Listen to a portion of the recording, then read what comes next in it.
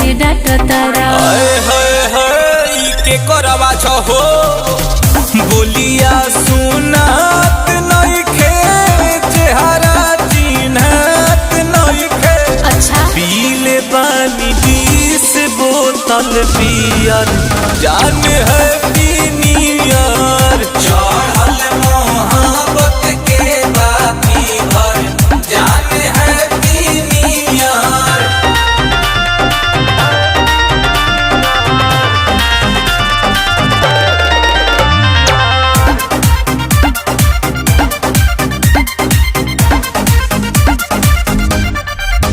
आके देखा ई मजनुआ के तू कंडीशन हो आके देखा।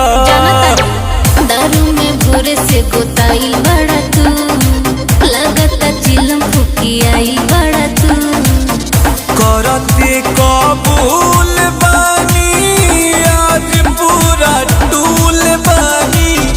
पावन के बड़ बाटे जीगर जान है पीनियर। चढ़ल मोहब्बत के बाकी भर जान है पीनियर।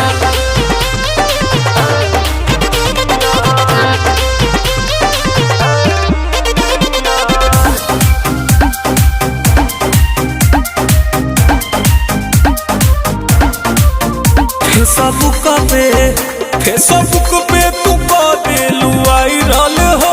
फेसबुक पे गलती से भइल बाटे फोटो अपलोड ज्यादा तू जान ल दिमागी अपलोड।